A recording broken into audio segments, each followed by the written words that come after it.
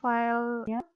Nah, kita definisikan terlebih dahulu untuk buttonnya. Di sini ada button set in dan button new account. Di sini kita akan definisikan komponennya. Nah, untuk yang view itu view untuk background dan view logo itu kenapa tidak didefinisikan, karena untuk komponen button sign in dan button new account ini nanti akan kita gunakan ke depannya untuk proses controller dan juga untuk intent, yaitu untuk perpindahan aktivitas. Nah, sehingga kita cukup mendaftarkan komponen yang nanti akan diproses di controller saja. Oke, seperti ini sudah cukup dulu untuk get start activity. Kita akan modifikasi selanjutnya di video selanjutnya. Kemudian kita akan kembali di class plus activity. Nah, di class plus activity di sini, ini adalah kelas untuk splash screen. Nah, sehingga di sini kita akan membutuhkan untuk merubah activity yang tadinya splash screen kemudian akan berubah masuk ke kelas get start activity. Nah, di sini kita akan menambahkan dengan fungsi intent. Fungsi intent ini akan kita pelajari lebih lanjut itu di video selanjutnya. Kemudian untuk di sini perubahan aktivitinya kita akan merubah dari kelas class activity ke get start activity. Kita masukkan intent, kita klik, sehingga di sini akan ada import konten intent. Kemudian kita buat instansiasi, saya buat untuk get start gitu ya, startednya kita masukkan instansiasi new intent. Oke, kita masukkan activity-nya adalah dari splash underscore activity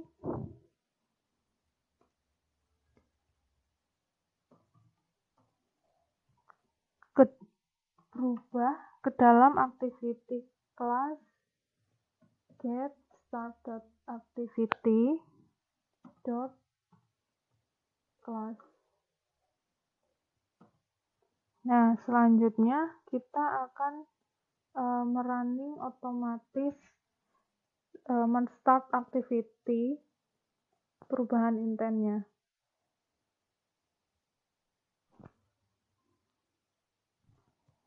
Kita buat start activity, kita masukkan nama intentnya adalah get started.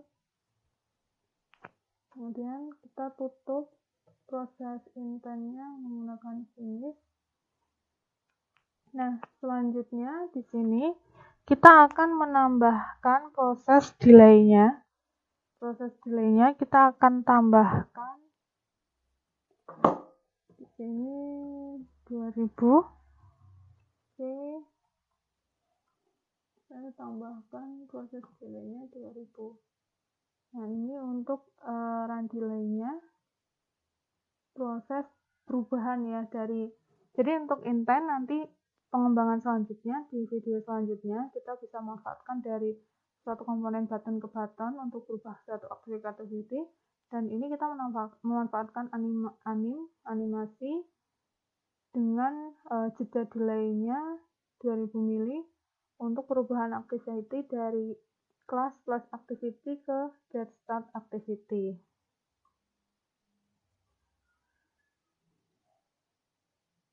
Oke, di sini masih ada error, kita cek. Oke, kita build clean project. Nah, ketika kita dirasa sudah sesuai shortcode-nya, tetapi misalnya masih ada error seperti cannot resolve, nah itu kita bisa clean project. Oke, ini menunggu build untuk finish.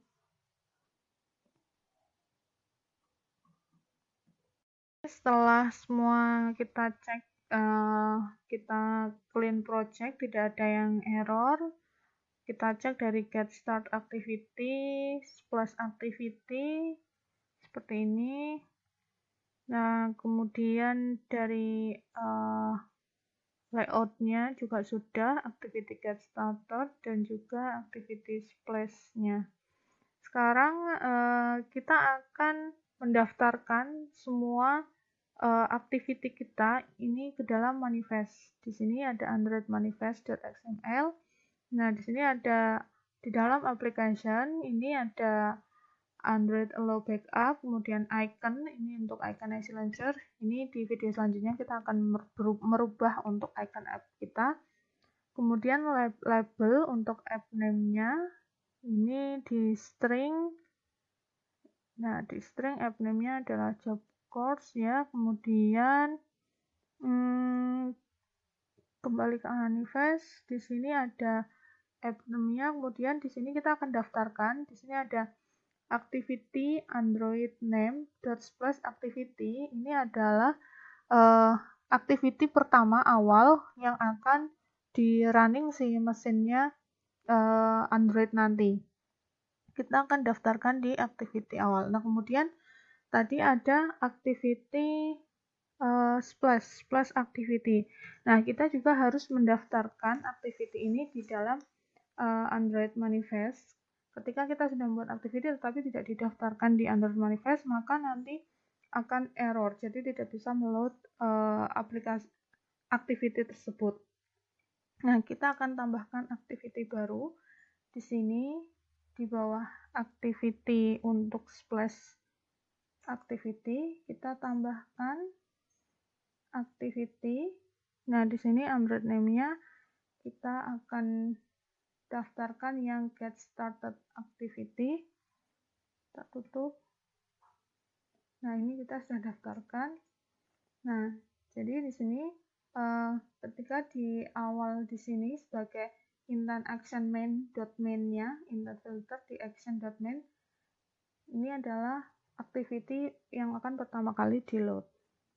Ini kita sudah daftarkan karena kita baru punya 2 activity. Nah, selanjutnya adalah proses untuk emulatornya. Untuk melihat emulatornya, kita bisa menggunakan beberapa cara. Pertama adalah kita bisa run app menggunakan emulator yang ada menggunakan emulator Android Studio. Kita bisa create new virtual device. Nah, di create new virtual device ini kita pilih untuk kategorinya phone. Kemudian kita pilih di sini untuk name-nya kita pakai yang Nexus 5X ya. Size-nya 5,2 inch. Kemudian kita next. Nah, di sini akan ada release API-nya dari Pi, Oreo, Nougat. Nah, kita pakai yang 29. API levelnya kita pakai 29, kemudian next. Nah, di sini kita untuk emulatornya bisa kita ubah namanya emulator 1, emulator 2. Nah, ini saya tetap pakai ini saja yang kedua karena saya sudah ada. Ini untuk startup orientasinya bisa portrait atau landscape. Kita buat portrait, kemudian kita klik finish. Nah, karena saya sudah ada, kita tinggal klik available virtual device, kemudian klik OK. Nanti akan muncul emulator, jadi akan merunning aplikasi kita. Nah, cara yang kedua adalah kita bisa menggunakan langsung hardware menggunakan smartphone Android. Nah, ini kita bisa di sini yang jelas kita harus mengkoneksikan terlebih dahulu kabel USB untuk proses transfer.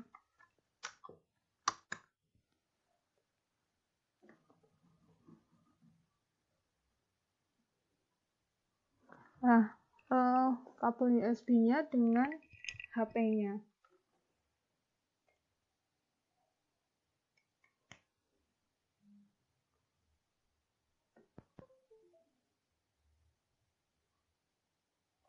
Nah, kemudian jangan lupa nanti saat proses koneksi antara HP dengan Android Studio ini, nanti di HP itu akan keterangan untuk debugging USB-nya. Nah, itu diklik OK.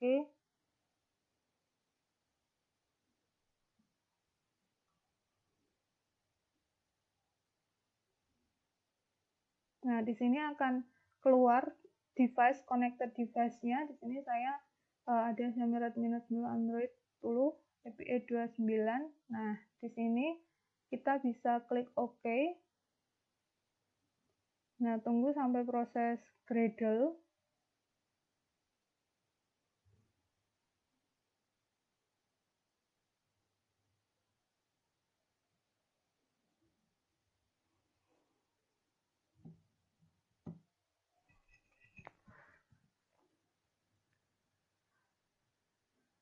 Yang selanjutnya adalah kita bisa membuat file APK dalam versi betanya. Kita klik build, kemudian generate sign bundle /apk, kemudian kita pilih APK,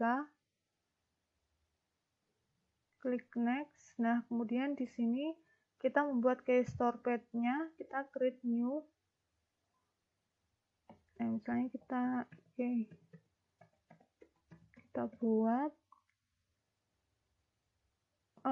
ini untuk penyimpanannya. Kita buat di folder yang sama.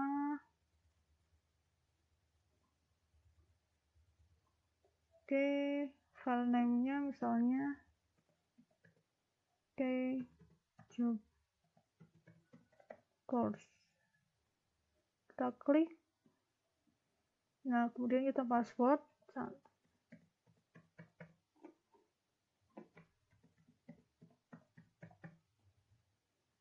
Kita password untuk aliasnya.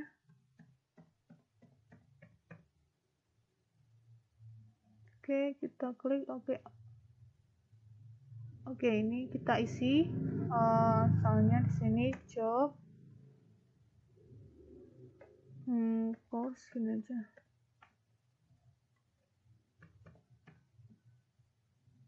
Ini kita klik OK.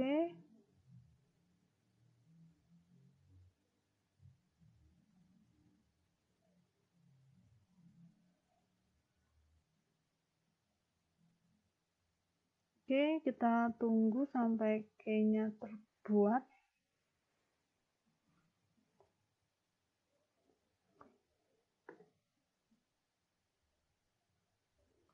Kalau sudah, kita next. Di sini ada build tipenya, release, kita pilih yang release. Kemudian kita untuk signature versionnya, kita pilih yang versi 2, jadi full APK signature, kita klik finish. Nah, tunggu sampai proses Gradle boot-nya running dan ada konfirmasi sukses. Nah, kemudian nanti untuk rilis file APK-nya itu sudah bisa digunakan dan bisa diinstal di smartphone Android. Nah, untuk mengecek lokasinya nanti bisa di sini kita langsung ketika sukses nanti akan ada keterangan APK release. Nah, itu bisa diklik langsung diarahkan ke folder penyimpanan file APK. Nah, kita juga bisa klik di job course di folder package kita. Nah, kemudian di app. Nah, di sini akan ada search. Di